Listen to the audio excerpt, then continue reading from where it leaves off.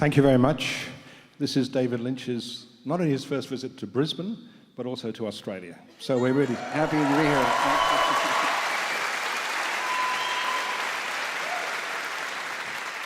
here. So welcome to the David and David Musical Hour. In a moment, David Lynch is going to play percussion, and I'm going to try the flugelhorn.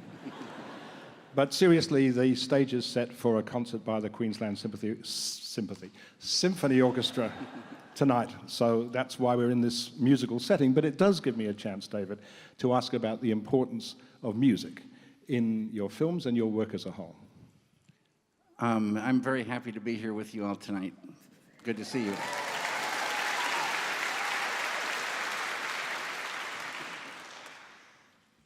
Every element in cinema is important, and music is one element. And I always say that the music or sound effects or anything has to marry to the picture. So you can be in love with lots of different types of music, but only a very few things will marry to that picture. So it's an experiment to find those things that do that. And I also say that cinema is a lot like music. I say cinema is sound and picture flowing together in time. And just like music flows, and so there's different movements, there's different things that happen in cinema like in music, and these transitions from one thing to another are critical like they are in music. You said once the best thing in the world is creating. So how do you begin the creative processes? I say the best thing in the world is ideas, and none of us do anything without an idea. Even if it's you look in the cupboard and there's no coffee, you get an idea to go to the store and get some coffee. So there's ideas for everything, and I love to try to catch ideas and catch an idea that I fall in love with, and then I know exactly what to do. Stay true to that idea, translate it to one medium or another.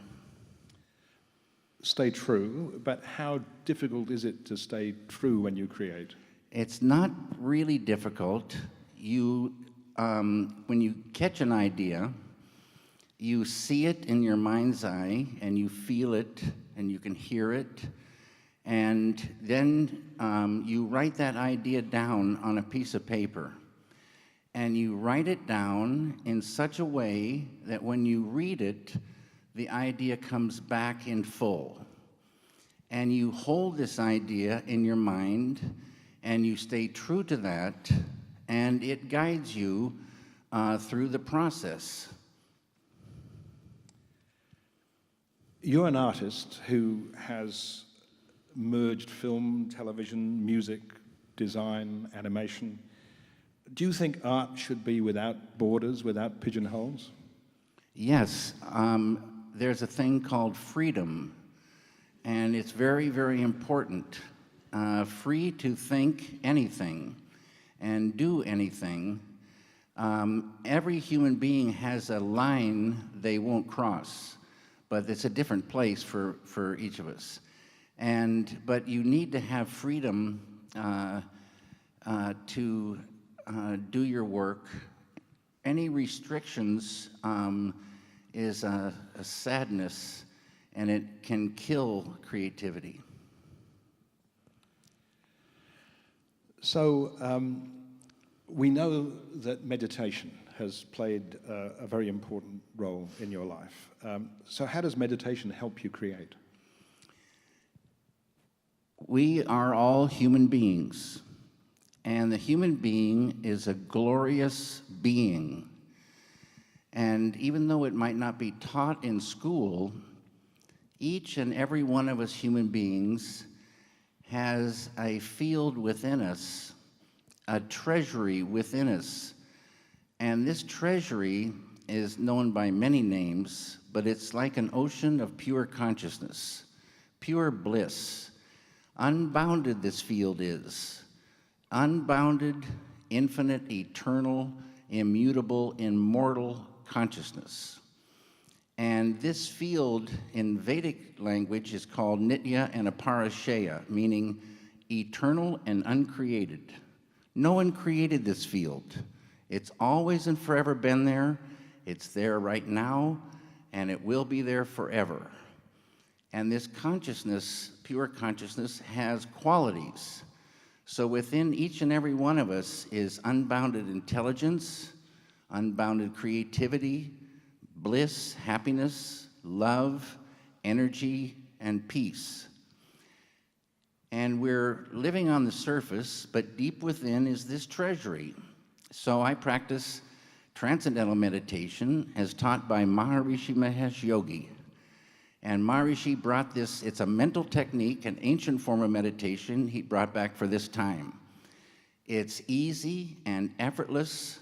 It's not a concentration form of meditation. It's not a contemplation form of meditation. These things keep you maybe near the surface at best. Any kind of mental activity will keep you near the surface. This transcendental meditation, easy and effortless, all the way to the source of thought, pure consciousness, modern science's unified field, the kingdom of heaven which lies within, the absolute, many names. And once any human being experiences that, transcends and experiences that, they infuse some, they grow in that, they truly begin to expand whatever consciousness they had to begin with. And the side effect of expanding consciousness and these all positive qualities is negativity begins to recede. So things like stress, traumatic stress, anxieties, tensions, sorrow, depression, hate, anger, fear start to lift away from the human being. Such a freedom this brings. So I say it's like gold coming in from within and garbage going out. And it saves our lives. It brings so much happiness in the doing, so much more flow of ideas, better relationships, seeing life as a better and better thing. And it's very good. It feeds the work and feeds the life. David, yeah.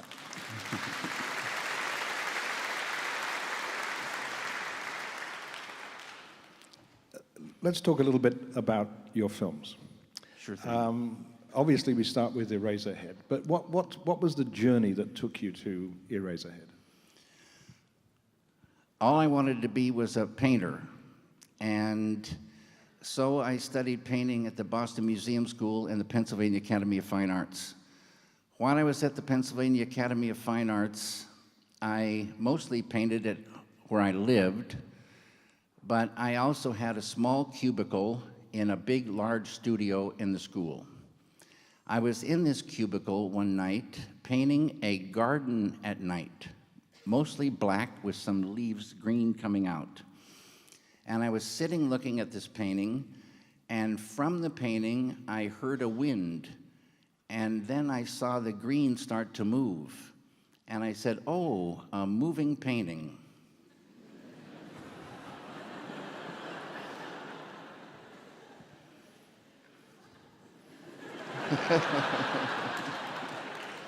Okay.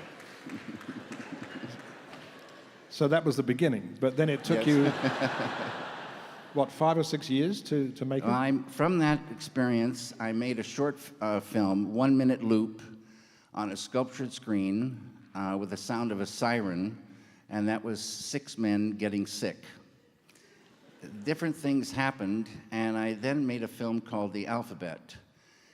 On the strength of The Alphabet and a script, I won an independent filmmakers grant from the American Film Institute.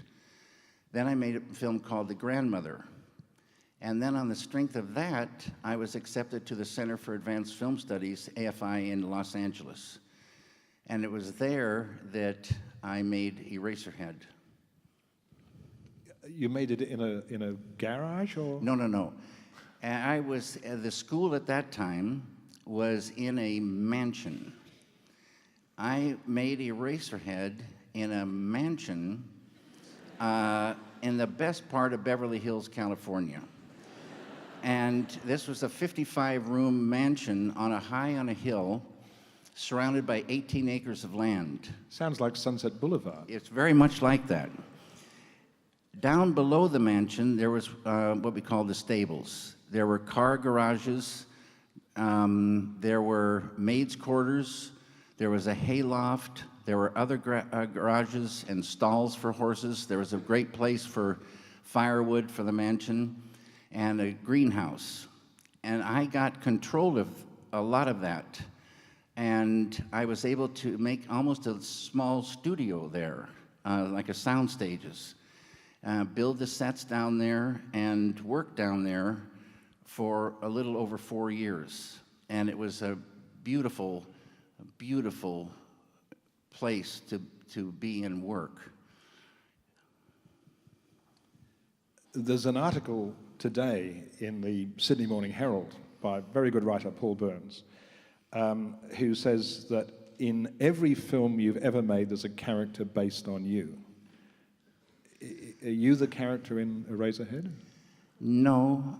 I identify with him, but I'm quite a bit different than he is. But I identify with him. And I have great love for Henry and what he's going through. I always thought it was extraordinary that you got to make The Elephant Man thanks to Mel Brooks. I mean, Mel Brooks? Mel Brooks. Mm-hmm. How did that happen? This is another thing, as we talked about one time, David. Fate plays a huge role in our lives.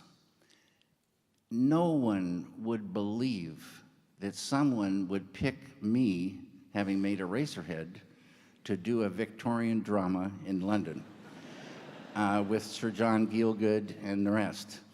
So how it happened, Mel is a very interesting fellow, and he's an abstract thinker.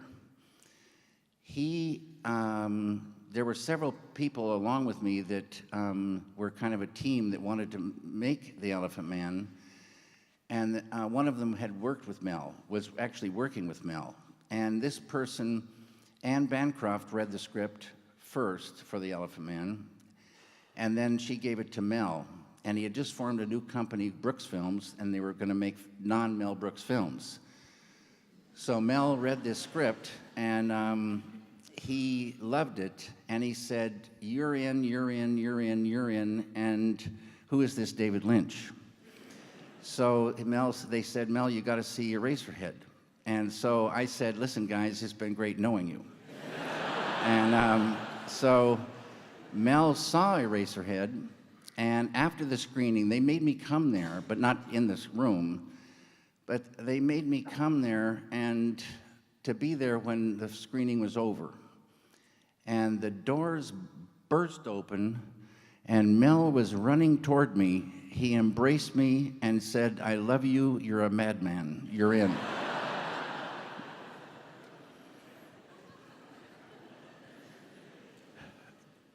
So I'm interested to know, as you said, the film starred a stellar cast: John Hurt, John Gielgud, Anne Bancroft.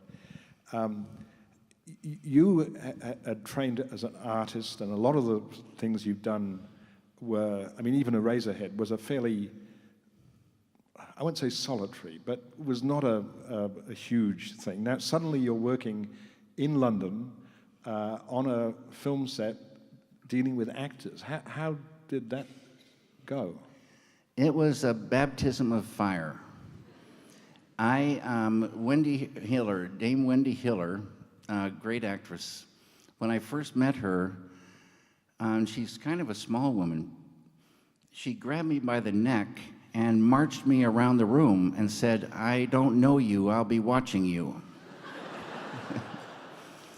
She became a great supporter, fortunately for me. You know, a lot of people thought I had no right being there. And I really didn't have any right being there, but I was in a derelict hospital in East London, and I was standing in the hallway. There were still beds in the wards. There was, excuse my French, pigeon shit deep everywhere. And there were broken windows, but it was this hospital, and I stood in the hall, and suddenly I got like transported back in time, and felt what it was to be in that time. And it felt like I knew it. And from that moment on, I felt I owned it. And it changed everything, that experience. And the people were great to work with. There were things that went wrong, but in the end, it worked out so beautifully. And we got 8 Academy Award nominations.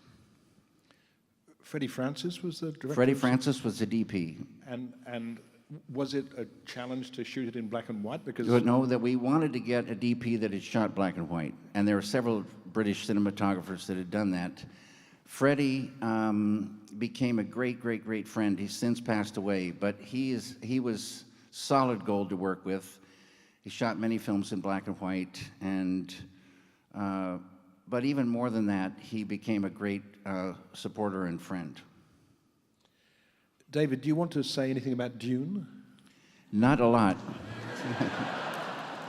Except to once again say that it's very important for a filmmaker to have final cut, total creative control. And I knew that even before Dune, and for some reason, I thought, well, everything will be okay. And I signed the contract, and everything wasn't okay. So it was a terrible thing, and as I always say, the film was not a success. And so I died the death in that regard, and then I felt I had sold out, so I died twice. But Dune was Dino De Laurentiis, right? Yes. And so was Blue Velvet. Yes. I love Dino. I love Raffaele, his daughter. Great, great. Dino taught me how to cook rigatoni. And Dino was such a great character. I really loved him. We just did not see eye to eye, and he had the power. But then I went and worked with him again with Final Cut on Blue Velvet. So how did you get Final Cut on Blue Velvet? I asked for it.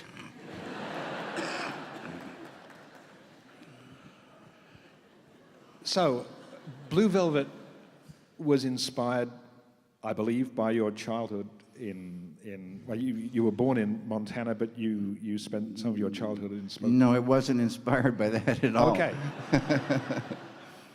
There's a song called Blue Velvet. Yes. And I can't remember the guy who wrote the original. But Anybody know who wrote the original song? Bernie Wayne? Bobby Vinton. No. Bobby Vinton sang it. Bernie He sang Wayne, I think, is the name of the guy who wrote it in 1952. Years passed, and Bobby Vinton did a version of Blue Velvet.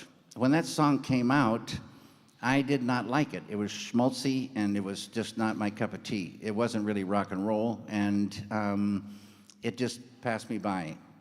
But later, I was sitting somewhere, and that song came on, and in my mind's eye, I saw green lawns, red lips at night. And these green lawns and red lips stuck in my mind, married to this song. And then the next thing was a severed ear in a field. And then more ideas started coming.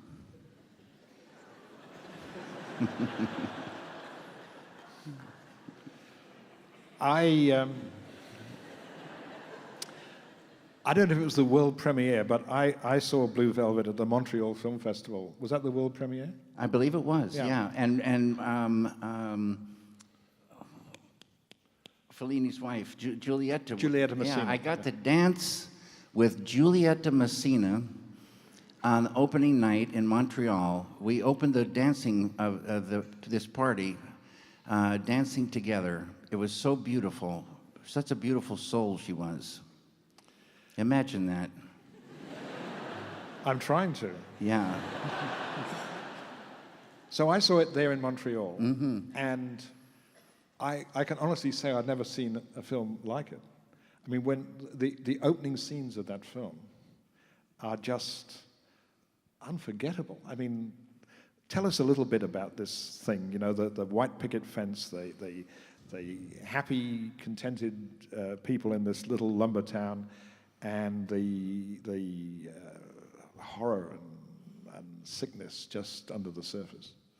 Well, it wasn't, it's the ideas that come.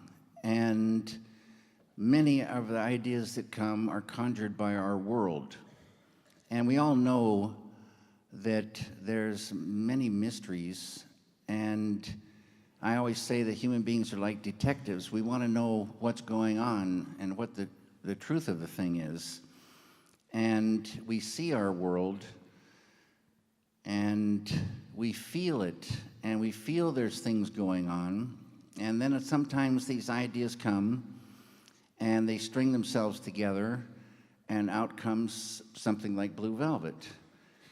And I always say the filmmaker has to understand the thing for himself or herself, but when things get abstract or a little bit abstract, there's room for many interpretations, and each person should be able to make up his or her mind to feel what the things mean.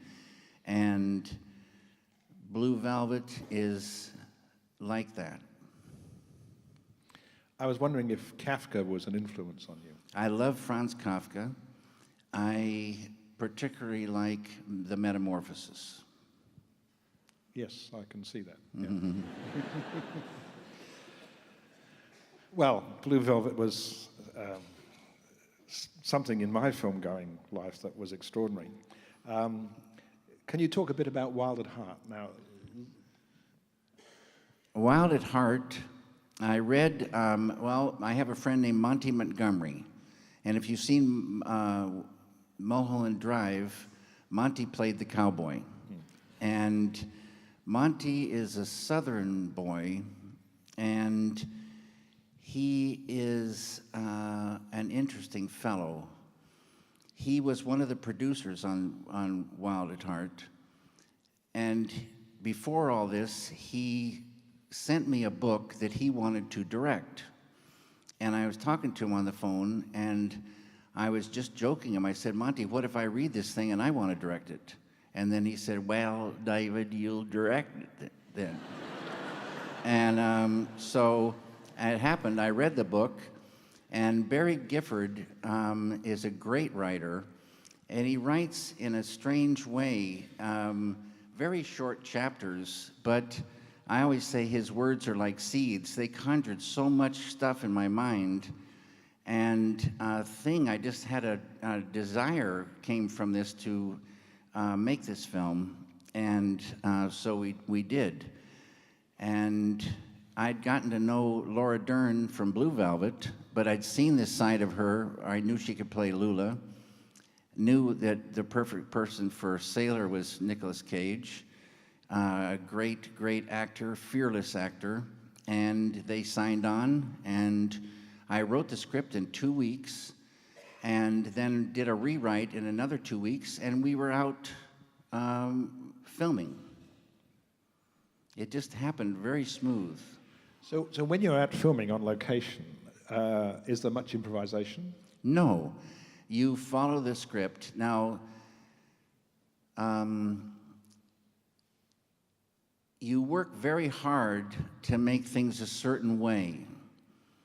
Once in a while, actors surprise you that it's even greater than what you wrote on the page. Something incredible happens. Once in a while, accidents happen. And on Blue Velvet, for instance, Dennis Hopper was supposed to sing in Dreams. And Dean Stockwell is an old friend of Dennis Hopper, so they would rehearse together. Dennis, bless his heart, he could not remember the lines. And so Dean was always helping him out. So they came to show me what they've been working on, and they play them the music. They are lip syncing to it. Dennis forgets the line, Dean keeps going. And I said, wait a minute, and flipped them around, and it's what it was there. So things happen. I always say nothing's finished till it's finished, but improvisation is not the thing. It's to get it to feel correct based on the script, which is based on the ideas. And Wild at Heart won the Palme d'Or at the Cannes Film Festival. Was that a... That was a huge shock. Half the audience was booing, and very, very loudly, and the other half was applauding. But it was a thrill beyond the beyond. Now, we should talk about Twin Peaks. This same article that I mentioned earlier in today's Sydney Morning Herald, let me just quote a line from the article. It says, "If Lynch will be remembered for one great contribution to cinema, it's the way he's been able to bring a sense of lingering, unresolvable mystery back into movies and television to re-embrace the subconscious." Pretty beautiful. Yeah. He's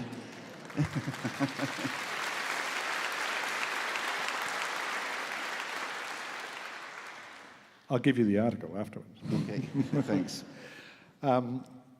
So how did Twin Peaks come about? Because I think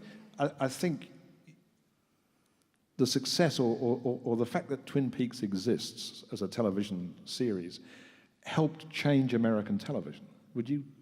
That's what they say, yes. It came about, I was with an agency called CAA, Creative Artists Agency in LA. And there was a young agent there named Tony Krantz. He was all fired up about Blue Velvet. He said, you should work with Mark Frost and make a TV show. And I said, Tony, I don't want to do a TV show. And shortly after that, Mark and I had lunch at Dupar's restaurant on Ventura Boulevard. And we started talking, and there was this dead girl, and started getting ideas. So one thing led to another, and... Sorry, where did this dead girl emerge? in her mind's eye. I had visions of in the restaurant, you know. Yeah. So it was just like everything. I had worked with Mark before. No, let's see, I don't remember. Yes, we'd written a screenplay called One Saliva Bubble, a comedy. And Mark and I were going to do a script on this book, The Goddess, about Marilyn Monroe. But those things didn't happen. But then we started talking about Twin Peaks, and that started happening. And so we made Twin Peaks. So how difficult was it to sell that to television? It wasn't so difficult. I saw it as a film. The pilot was just like making a film. And they seemed to like the idea. Behind the scenes, I think they were nervous and asking questions to people if this is a good idea. And I know that after we shot the pilot, they did a lot of testing. And it didn't go horribly, the testing, but it didn't go great either. So, but on opening night, when the thing ran, it was the huge viewing number. And then you made a feature film spin-off. There's a line in Twin Peaks Fire Walk With Me, "We live inside a dream." We live inside a dream. Yeah, that's a very Lynchian... No, but it's sort of the truth. It's sort of the truth. And one day we wake up and realize that it was a dream, and we realize who we truly are. It's a glorious day when that happens. Now, I wonder if you can confide, and nobody here is going to pass anything on. Is there going to really be another Twin Peaks? I really don't know. Okay. We've been negotiating a contract for about a year, and it's a strange thing. I don't know whether it will happen. But there's a script and... Yeah, a script. Mark and I worked on this for 4 years. And if it doesn't happen in America, could it happen in France? And I don't know how Twin Peaks in France, I guess. No, but I mean with French money. There's plenty of people with money that could make it happen, but it's a long story. There's complications. Okay. There's complications. So that's as far as we can go. Right. Okay. I was wondering, watching Lost Highway, Edward Hopper comes to mind in terms of the look. No? Yeah, I can see that in a bit. Well, I mean, I wonder which, if any, painters have been in. Well, I love Edward Hopper. I love Edward Hopper. I love his paintings. They're very lonely, and they all have this sense of mystery, what is really going on. And they're just beautiful. You could sit and look at them for a long, long, long time. I just love them. I don't necessarily, I've never made a film. I would like to make a film in an Edward Hopper world, but that hasn't happened. Not even with rabbits instead of people. Rabbits is closest. That's true. Yeah. Okay. I'm a big fan of The Straight Story. I love The Straight Story. It would appear on the surface to be your most linear film, but I've heard you call it an abstract story. I said it's my most experimental film because you follow a line, like you say, a very linear line that you can't deviate from in any way, and you have very few elements to work with. So the way things, and a lot of these things in cinema are so tender. If a piece of music is a little too loud, it breaks the mood. If it's too soft, you don't feel it. If this transition bumps or something happens, you throw it out. It's such a tender thing. And with few elements, trying to get this emotion, I say this a bunch of times, but people crying on the screen, but no one in the audience is crying. They don't feel it. So when you have to feel something. I did not get those ideas myself. It was based on a true story. I did not write the script. I read the script, but just like catching ideas, it came alive in my mind. I feel things. I felt the emotion of this thing, and why it was an experimental thing. What do you do to get that, emotion in the people, watching it, in yourself? And so that was the trick with The Straight Story. But a long way down the road, because of Richard Farnsworth, a greatest natural actor, and Sissy Spacek, and great music by Angelo Badalamenti, it was not so difficult. Mulholland Drive. Now, this started off. Well, tell us the story. I mean, it didn't finish up the way it started. This was, again, fate stepping in. Again, Tony Krantz comes to me. I'd already written on a piece of plywood, "I will never do television again." And, but he came and started firing me up about doing something. And so out came this script for a pilot for a television series. And it was again with ABC. And they seemed to really like the idea of this. I worked on the pilot for a long time, and it came the time to show them something, and I showed them a rough cut. It was a little bit finer than a rough cut.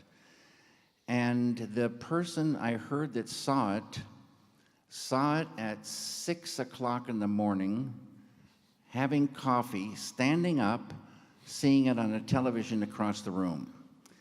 and he hated it. So they canceled the thing. So it was a little bit depressing for a while. My dear friend Pierre Edelman from Paris came to visit, and we started talking about this thing being a feature. And he went back, and one thing led to another, and Canal Plus wanted to give me money to make it into a feature, and that took a year to negotiate. During the time it was being negotiated, I didn't think too much about making it into a feature, but on the day that the thing was done, a horror came over me. I had zero ideas of how to do it. You don't meditate to get ideas, you meditate to expand that container and get ideas more easily outside of meditation. But that particular night, I sat down to meditate, and I've told this story a bunch of times, as if it was a string of pearls. The ideas came, one after another, how to do it, and that was a real gift. And so we shot again and made it into a feature, and away we went. So how long in total was it between that fine cut, or that fine rough cut, and starting shooting again? Over a year. Over a year. Yes, over maybe a year, and I'm not sure how long it was, but I believe it was over a year. So there was a chance you couldn't get all the actors back? Oh, it was a terrible thing, and that what made it all the worse. I called, and all the sets had been destroyed. All the costumes had gone, what they say, into the stream, gone for others. All the props gone. And I thought, how in the world is this going to happen? But the ideas came. Now, as Australians, I'm sure we're interested to know about Naomi Watts. Oh, yeah. And how you came to cast her in the film. Well, I have to say, David and I were talking earlier, every Australian actor or actress I've met have been sensational. They have the stuff, but they don't go on ego trips. They're regular, straight shooters, and great people to be around. And it was one by one, all the same super people. Naomi's one of them. Naomi, her best friend is Nicole Kidman, who became a superstar, and Naomi couldn't get arrested. And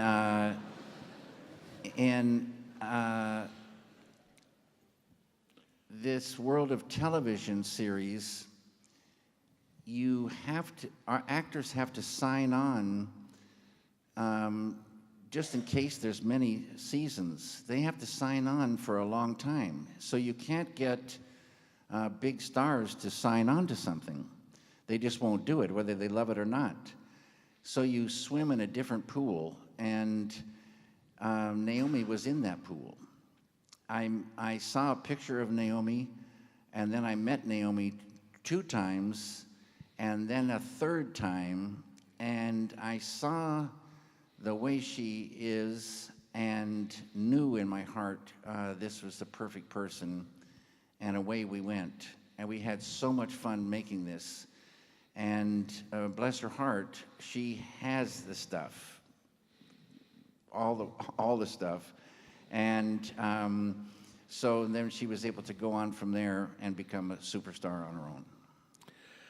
I did an interview with Naomi at the time of Mulholland Drive came out, and she told me that she was excited to work with you on what she thought would be a television series.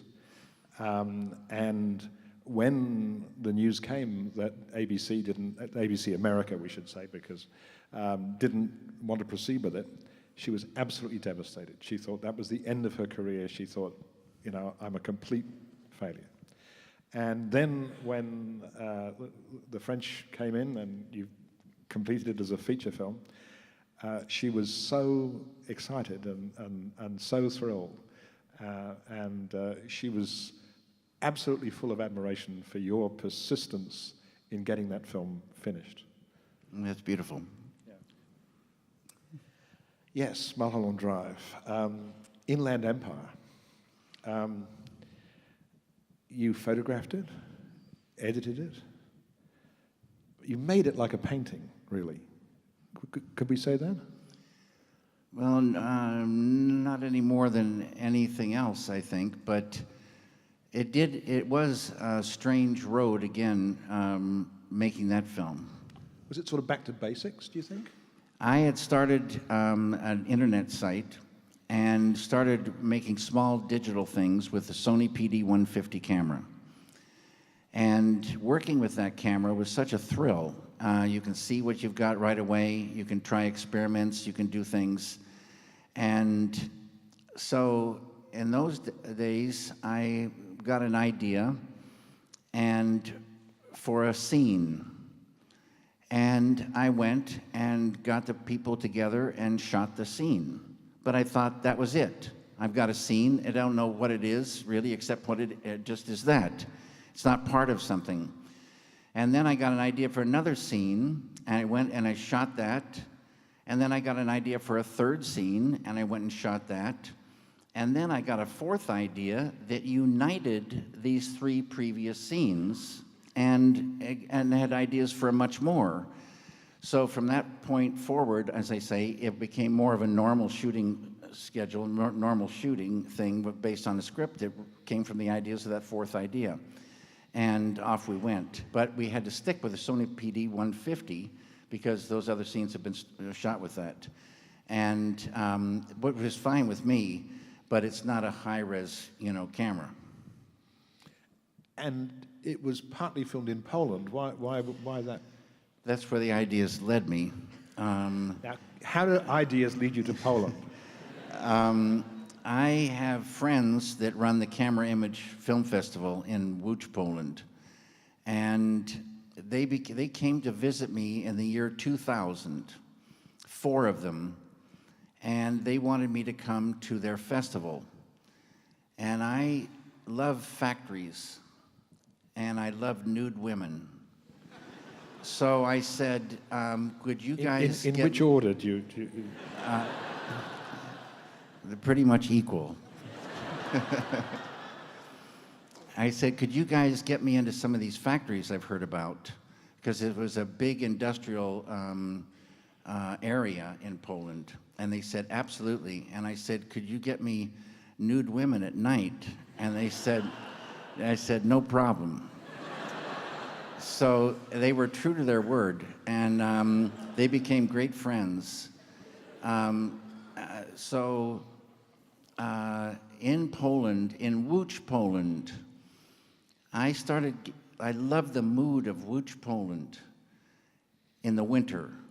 It was very interesting architecture and these black trees and low-hanging gray clouds and these factories, and I started to dream, and some scenes came. And those scenes and other ideas came into Inland Empire. You've described it as a film about a woman in trouble. A woman in trouble, yeah.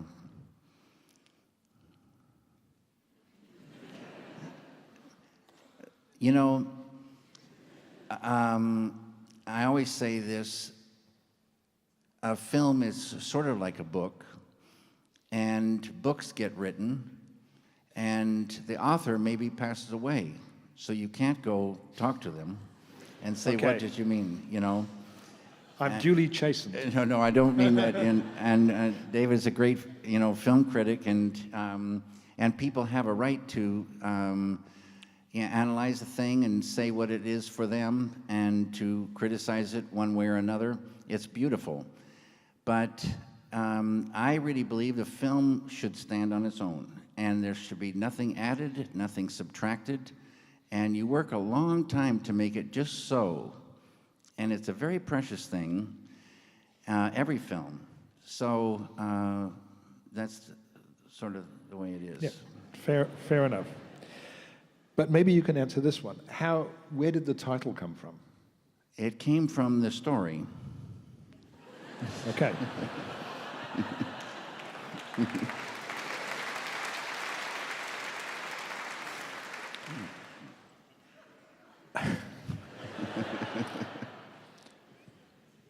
I got the impression that making Inland Empire, you were sort of in a relaxed mood because you were making it without any pressure from a Hollywood producer, distributor. I mean, you must have been totally free. Well, I've been free since Dune. But there must have been... No. It was No? freedom. Freedom, freedom, freedom. It's so important. You can't work without, freedom. And freedom doesn't mean that you don't listen to some suggestions, but you don't have to take the suggestion. You can listen, and I say never turn down a good idea, but never take a bad idea.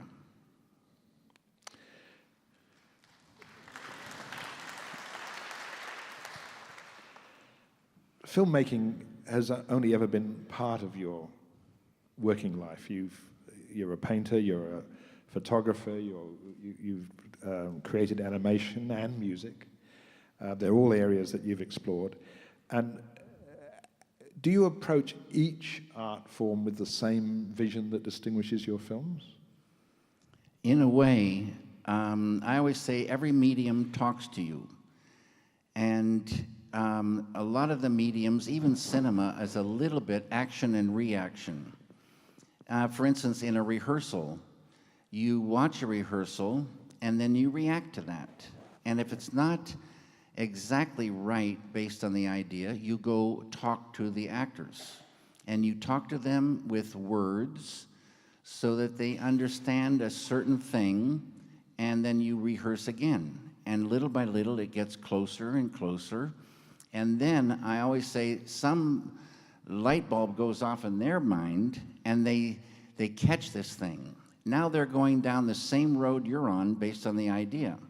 And in many mediums, the thing you're making some experiments. You start seeing what the medium does and how it reacts to this or this or this. It's almost a dialogue with the medium.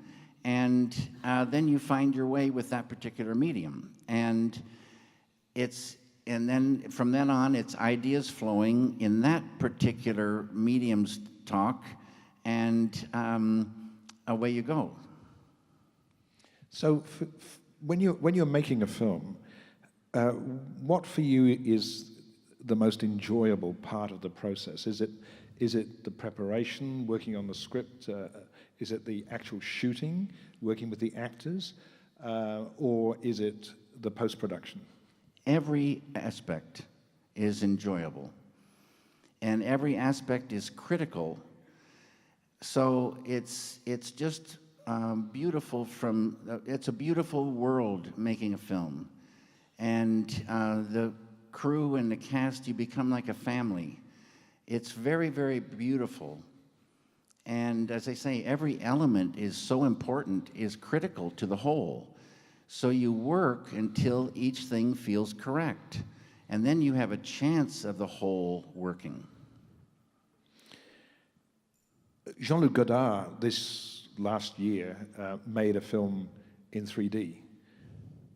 Does 3D tempt you at all?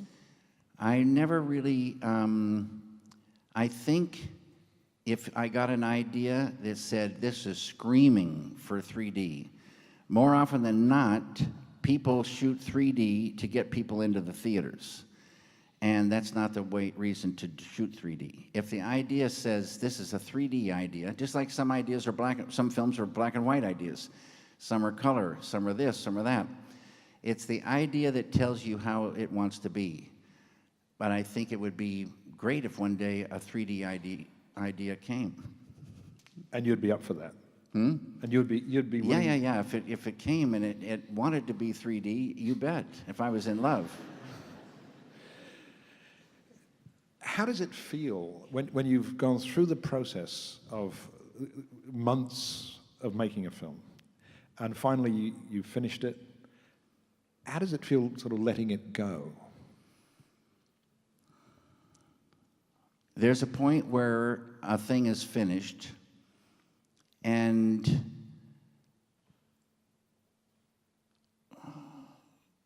nothing is ever really perfect, but it's finished, and it feels complete. And then there's a very good feeling, and it opens the door to the future. Until a thing is finished, you really can't think too much about other things. So when a thing is finished, that door opens, and you start thinking about new things. I think you're an admirer of the French director Jacques Tati. I love Jacques Tati, yeah. No. But he would revisit his films constantly over the years. I mean, Les Vacances de Monsieur Hulot, Monsieur Hulot's Holiday, he was still tweaking it, cutting bits for years. You're not tempted to do that? No, but Jacques Tati, I love whatever he wants to do is cool with me. He was a very great genius, and I love his heart, and I love his creativity, not just especially, but one of the things is sound effects with Jacques Tati is humor. Incredible, things, and visually too. Everything about him, I think he's a great filmmaker, and a genius filmmaker. It's a pity he made so few films. Really. Yeah, and he died broke and broken. Yeah. And no one came to help him. And it was a big sadness. Yes, indeed. Well, we mustn't end, because we are nearly at the end, on a sad note. No, we should not do that. So what about David Lynch, the singer? I am not a musician, and I'm not a singer, but I do make music and sing.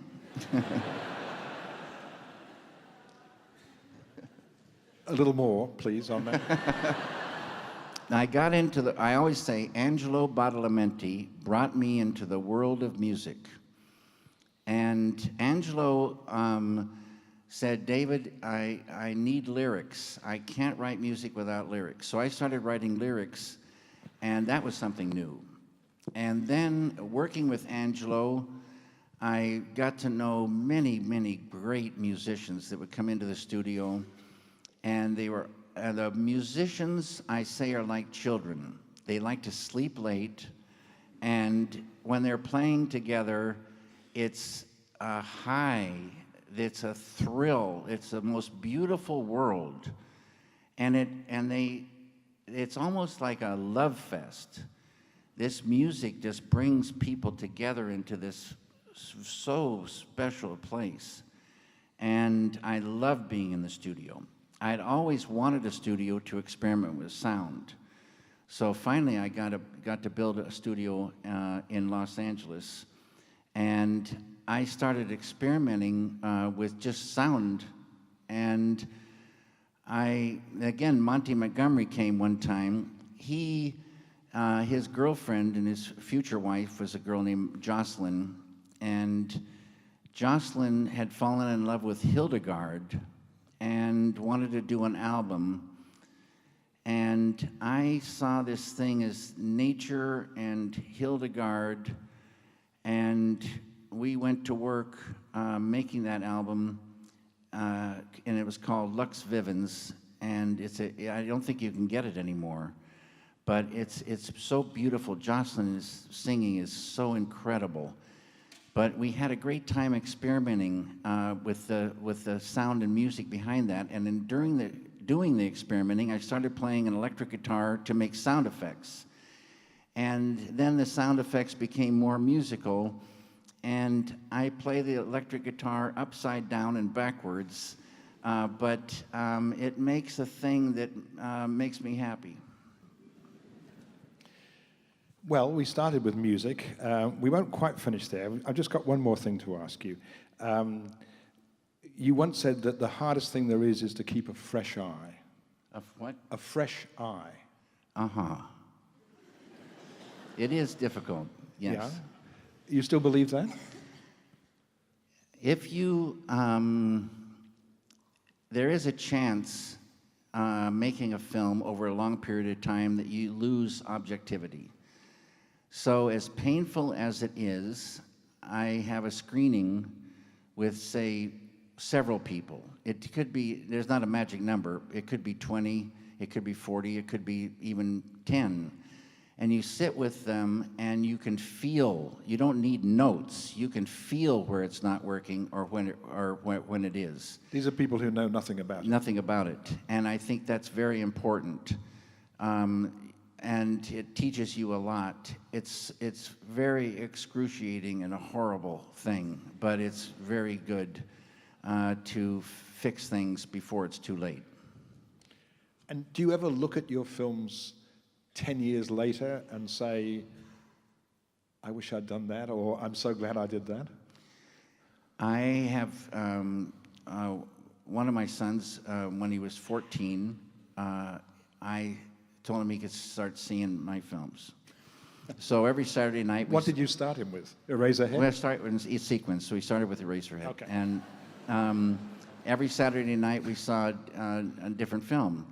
And in painting, I think it's very important sometimes to look at older work, and it can give you ideas for, you know, the present work, and or even ideas for the future.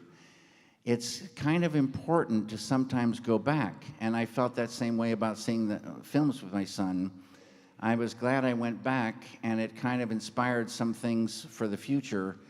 And it was basically a good experience.